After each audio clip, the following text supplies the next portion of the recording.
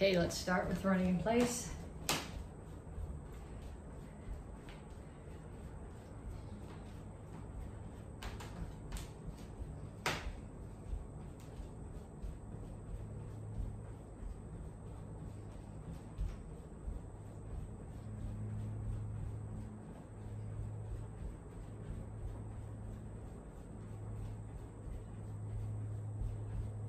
Punches, jab, cross, hook, uppercut. Keep your feet moving, keep your hands up. Keep your weight forward. So your back heel is off the floor. You don't want to lean forward, that offers your face, but you want your weight forward so that you can move easily.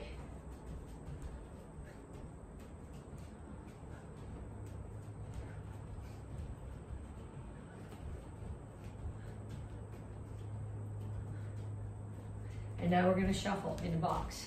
Keep your hands up, side, back, side, front, and then go the other way.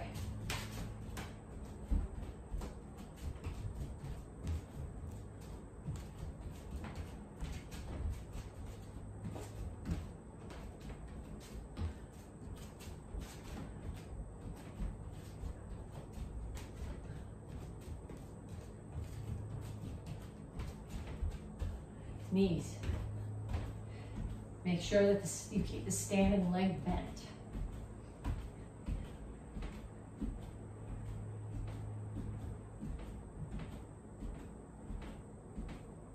Other side.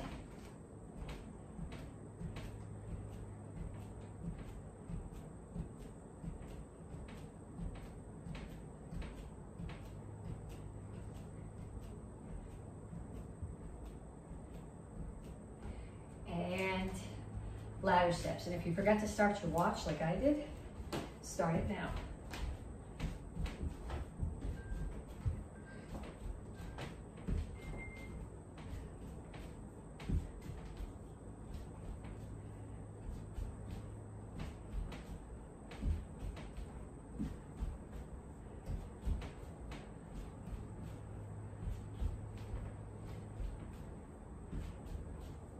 Kicks, front, side, back.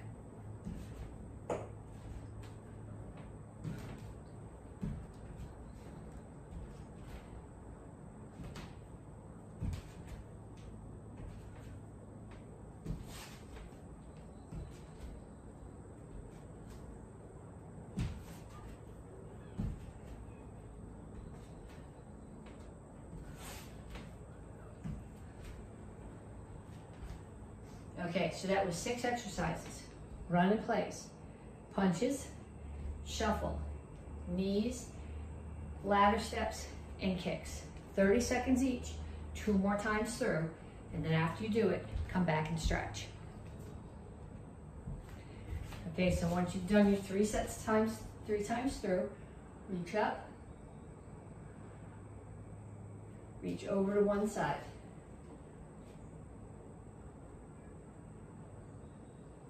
Other side. And straight up to the front. Reach for the floor. Keep your chin up. Over to one side, grab your ankle, pull your chest to your knee. Down in a side stretch, both heels are on the floor. If you want more stretch, put this elbow inside your knee and push the knee open. Turn, stretch your hip flexor. Make sure that your ankle is out past your knee, not tucked in here like this.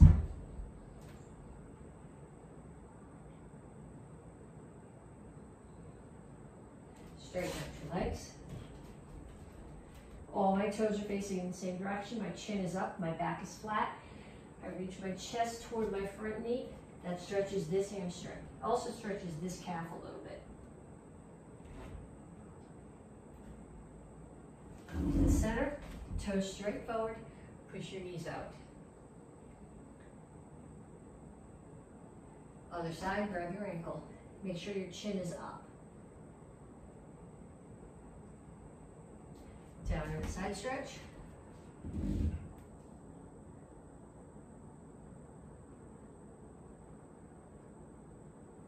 Turn, stretch your hip flexor.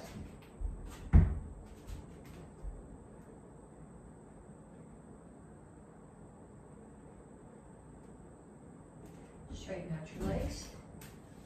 Toes all in that direction, chin up, back flat, chest to your knees, stretch your hamstring.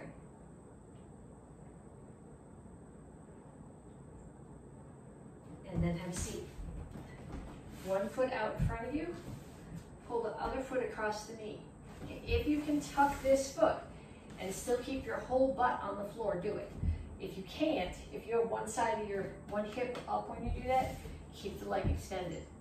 Whichever knee is up, take the opposite elbow, put it outside the knee, and push the knee across.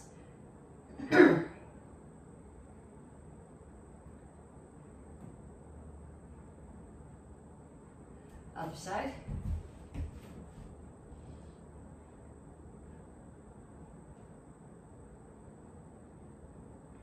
Okay, feet out. Make sure your chin is up and your toes are pointed up. If you roll your toes in, you're not getting much of a stretch. So chin is up, reach your elbows toward the floor.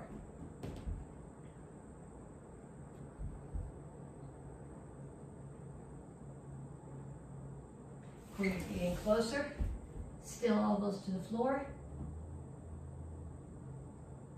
And bring your feet together and reach your hands as far out as they'll go. You don't want your toes pointed. Toes should be pulled back, chin should be up. So you're not here, but you're here. Pull your feet in, heels are on the floor, rock back and forth. Then put your hands on the floor and straighten out your legs. Okay, so we're gonna start with squat lunge. When you do a lunge, you wanna make sure, I generally step back when I do a lunge. You can step forward if you want to, but I find it's easier to get myself in the proper position for this knee if I step back. You want your knee over your ankle. If you have your knee out here and your ankle tucked behind it, that puts a lot of stress on your knee. So you wanna step back here far enough that this is straight up and down. So what I'm gonna go squat, lunge.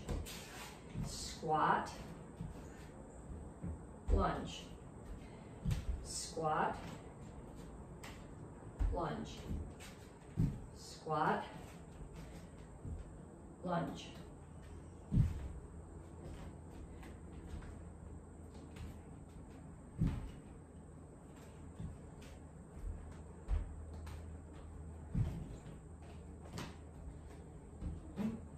Okay, then I'm going to have a seat. And I'm going to put my hands way up here, not back here behind my hips, but way up here in front of my hips. Out far enough that they're not bumping into my body. Then I put my feet flat on the floor and lift my butt up in the air so my back is in tabletop. This is called tabletop. You're going to keep your feet where they are. You're not going to let your butt touch the floor. You're going to pull back to an L sit. So forward, lift your hips, and push them back.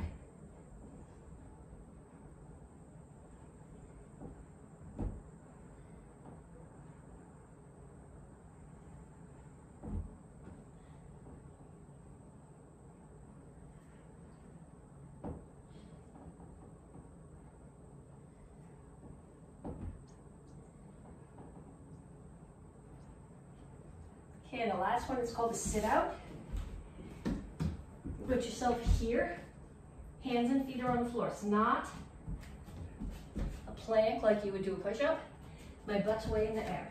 So I'm gonna pick one hand up, touch the opposite foot. The foot that I'm touching is gonna shoot through the hole that I made when I picked my hand up. Then I bring it back, and I go the other way.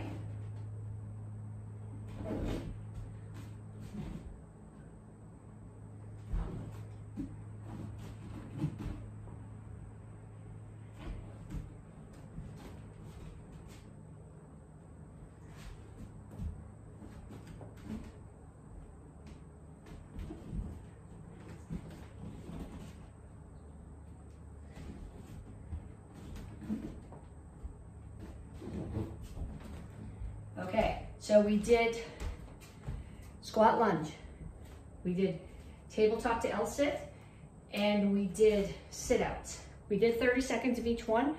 I want you to do one more set, 30 more seconds of each one.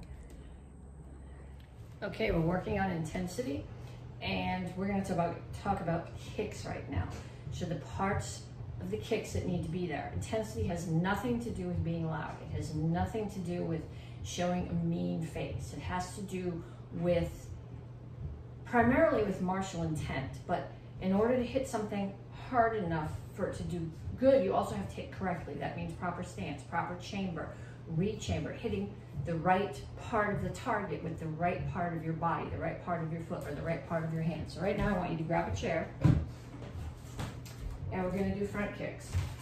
Okay, so you're going to hold on to the chair. You can take your standing foot, it's pointing almost straight forward. I have just a tiny bit off to one side. You're going to bring your knee straight up, and you're going to push. Okay, so I'm going to put it this way so you can see. I'm not going flick. There's no power there. Okay, if you don't know a lot about karate and you're watching, I don't know, tricking without traditional karate in it, that looks cool because it's kicking high, but it's not useful. The useful part of this comes from the power, and the power comes from the push, from the rotation, from the backup mass. So you bring your knee up, push, re-chamber, and bring it down. You're hitting with the ball of your foot. You're never hitting with the tips of your toes. If you have shoes on and you can't bend your foot back like that, then it's okay to hit with the whole bottom of your foot. Okay, so we're going to do 10 on each side. 1, 2, 3, 4, 5, 6, 7, 8, 9, 10. And then we're going to do 10 on the other side. 1, 2, 3. I don't think I started my watch. 4, 5, 6, 7, 8, 9, 10. Okay, then we're going to do the same thing with roundhouse kicks. Now when you do a roundhouse kick, you want your standing foot to be facing away from the target. So if my target's there right now, the foot I'm standing on, toes have to be facing that way. I'm going to pick my knee up, so my knee is facing the target. It's not here. That, if I change the position of my foot, that's a side kick chamber. The roundhouse kick chamber is here. I think roundhouse is what we want to be doing. No, we're not even going to do roundhouse kicks. Never mind, put that away. We're going to do crescent kicks.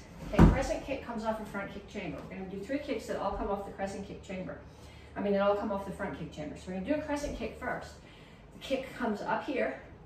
You open your hip, and then you're going to circle and bring it in. So I'm going to bring my foot up, circle, foot comes up, back to the knee and in. So the circle, your knee comes straight up. You don't bring it out here. It comes straight up, opens a little bit, circles. Ideally, you're hitting with this outside leg of your foot. I don't have enough flexibility in my hips or my ankles to get around that far. So when I do this kick, I tend to hit with the flat of the bottom of my foot. But we're going to do 5 of these on each side right now. 1,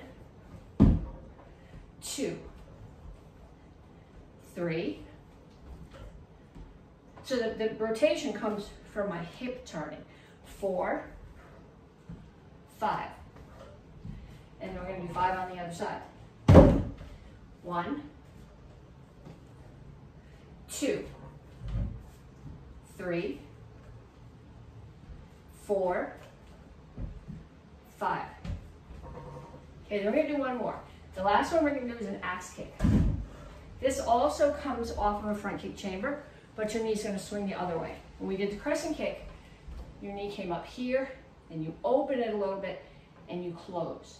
When you do the axe kick, you're going to bring your knee straight up, you're going to close a little bit, and open on the kick. There is no re-chamber. Okay, this is one kick where high is really useful, because a lot of the power in this kick comes from backup mass, the weight of your leg dropping into the target. So if it's hitting somebody in the bridge of the nose or the collarbone, you can break it. But you're going to bring your knee up, come across, open, and drop. 1, 2, 3, 4, 5. Then we're going to do 5 on the other side. 1, no, 2, 3, 4, 5. Okay, then you're going to get ready to your chair. And you're going to get a partner. And a focus pad would be ideal. If you don't have a focus pad, you can use their hand, you can use a pillow, you can use a piece of paper with a target drawn on it. Okay, but they're going to hold the target out for you. Okay, so if we're starting off, say, with the front kick, they would hold the target, need a piece of paper. Okay, they would hold the target out here like this. And you're going to stand, so they're holding it here, you're going to kick, they're going to put a circle on it, and you're going to kick right into the center of that target. Ball of your foot into the center of that target 10 times on each side. Then for the crescent kick, you can use the same bit of target, but they're going to hold it out to you like this. So you're going to bring your knee up and hit with the bottom of your foot to the target, 10 on each side. Then for the axe kick, they're going to hold it here. Okay, if you're holding a focus pad, normally you hold it so that it's on the front of your hand. You don't want to do that if you're throwing an axe kick because that can hyperextend your elbow if you get hit hard. So if you're holding a pad, you want to put it on the back of your hand so your arms, and don't hold it here, hold it out here so your arm swings back. But they're going to hold for the axe kick, and you're going to hit with your heel into the target 10 times on each leg. Okay, so that's what I need you to do for the second half of your warm-up, talking about intensity, thinking about doing it correctly so it works. Okay, intensity in forms. You can have intensity in forms whether you're going fast or going slow, whether you are making loud noises or not making loud noises. But if the form is intense, every move is done correctly. Proper stance, proper chamber, proper reach chamber, proper body position, and power. You're hitting hard, you're focused on the target, you're hitting it accurately, correctly, with the right part of the target, with the right part of your body. Okay, so we're going to do action karate form 3, action karate form 6, action karate form 9. They're all going to be intense, but they're all going to be a little bit different. Okay, so I'm going to do the first one. When you guys were beginners, you all have this picture in your head that intensity means being really loud. Okay, so I'm going to show you action karate form 3, really loud with no intensity. Okay, you ready? Action karate form 3. Here, here, here, here, here, here, here, here, here, here, here, here, here, here, here, here, here, here, here. Victory, humility, courtesy, ma'am. Okay, that's not intense at all. That's about as unintense as you can get. All it was loud. Okay, that's not how I want you to do your form. I want you to do your form. I don't care if you want to make noise, but you have to do it with power, with focus, with accuracy. Okay, now we're going to do action karate form 6, and this one is just going to be average speed, plenty of intensity. Okay, action karate form 6.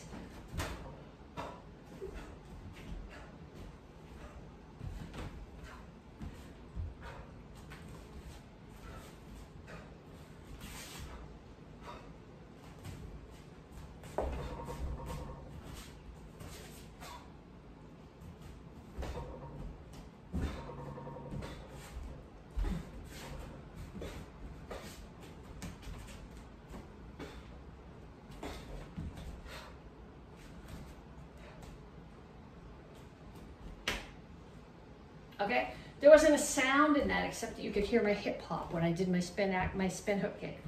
Okay, so that's what I'm looking for, intensity. Then if you really want to crank it up, when we do action karate form 9, I'm going to do it like I did 6, but I'm going to do a little bit faster and a little bit harder.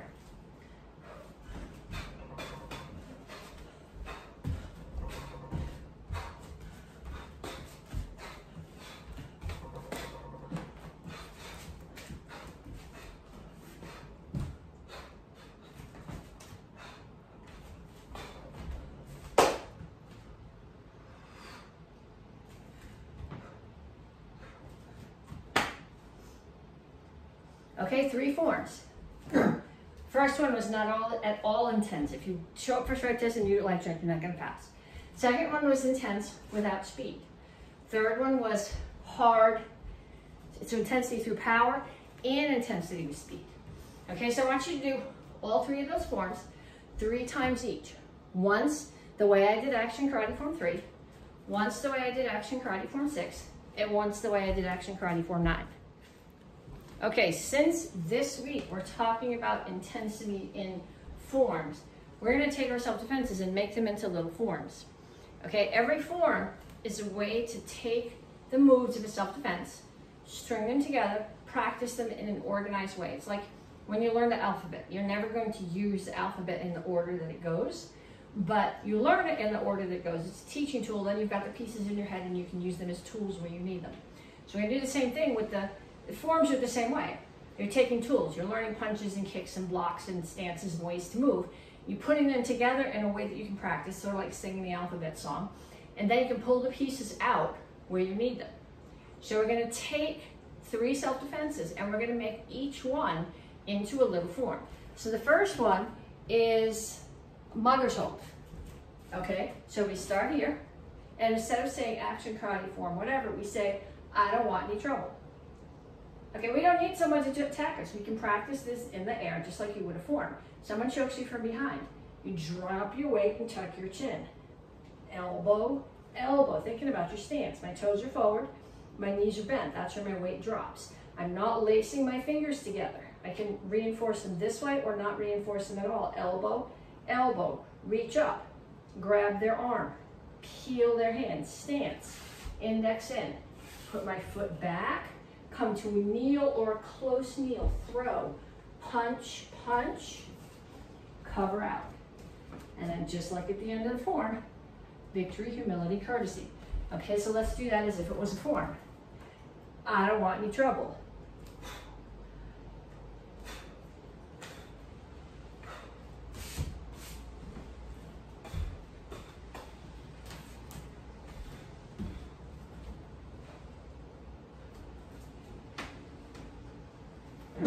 Okay, then we're going to take the second one, which is headlock, and we're going to do it as a form. So we start here. Instead of Action Karate Form, we say, I don't want any trouble. Person chokes us. We go with them. Okay, so when I'm there, I'm in a horse stance. My feet are planted, my toes are straight forward, my knees are bent. Instead of being here, I'm bent over because they're pulling my head in, but I'm still planted really well to the floor. I'm going to strike either the groin or right here inside the knee. I'm hitting with this bone. So I strike, I pass up their back, I grab their face. I stand up, I hammer fist, okay? So when I hammer fist, I'm gonna rotate my back hip. Just as if I was throwing a punch and a hammer on pads, I'm gonna rotate and punch. And then I'm gonna cover out 1, 2. Okay, so we're gonna do that as if it was a form. I don't want any trouble.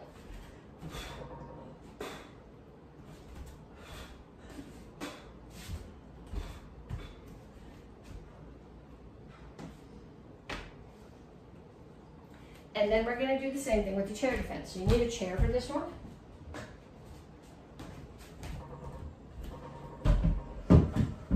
And we start here.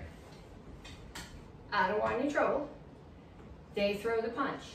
Body position, get your head out of the way, block. Think about you're blocking with the side of this hand, you're blocking their arm. You're gonna parry.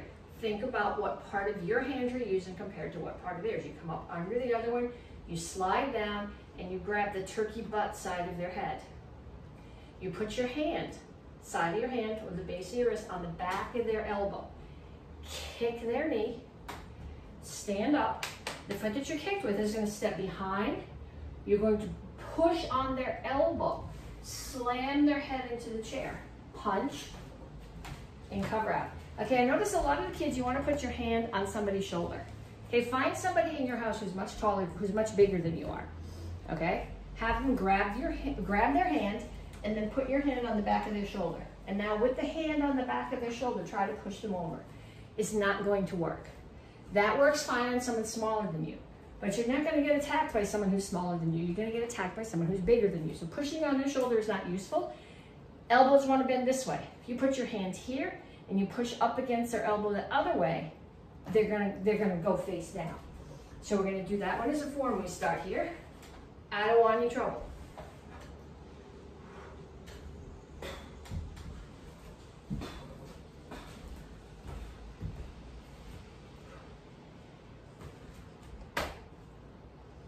Okay, so I want you to do your forms today without a partner.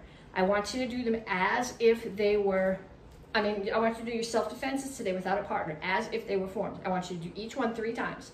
First time, really slow, thinking about the details, thinking about what stance you're in, thinking about what part of your foot is hitting what part of their body. Second time, crank it up a little bit in power and speed. And the third time, full speed, full power. Okay, single stick. We're working on intensity.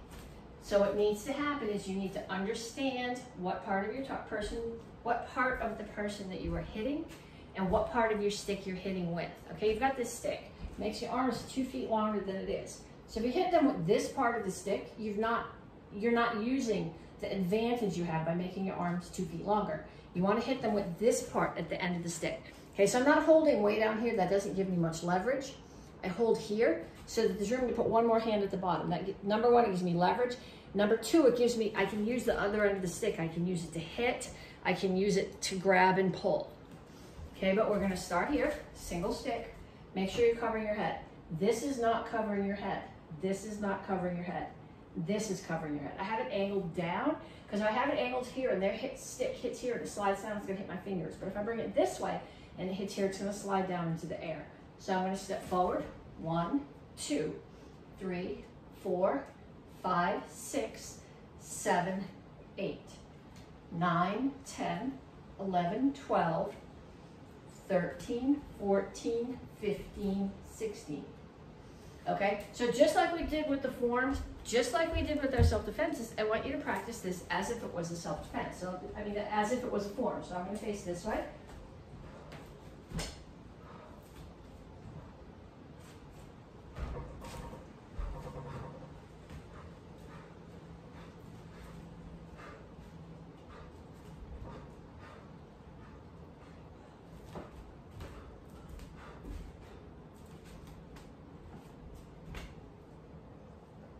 Okay, so I want you to do that 3 times.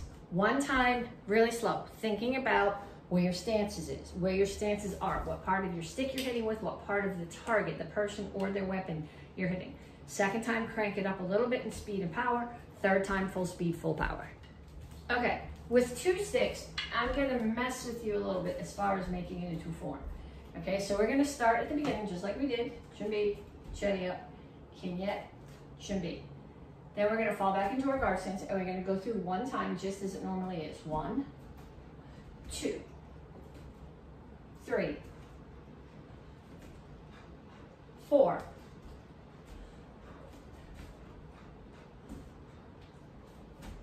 'kay? Then we're going to do it again, and after each set of stick, we're going to do a front kick. So 1, okay, I got my sticks up, I'm protecting my head. 2,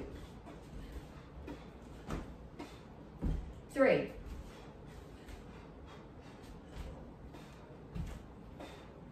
4,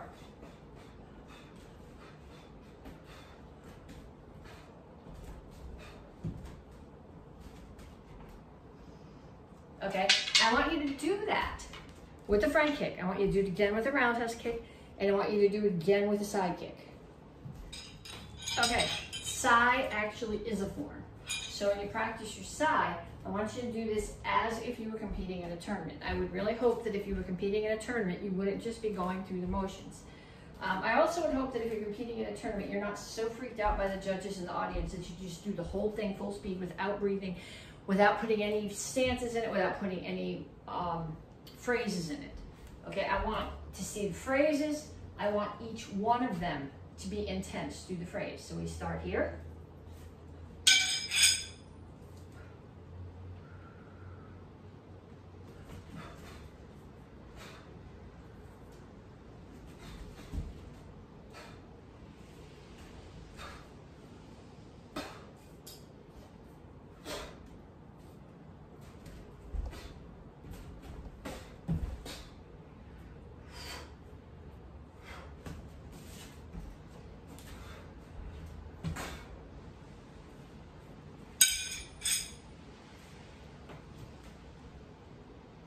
Okay, so if you want that one to be really realistic, do it as if you were doing it at a tournament. Come up, introduce yourself to the judges. Good morning, judges. Mrs. Petsching told me I had to show you this form.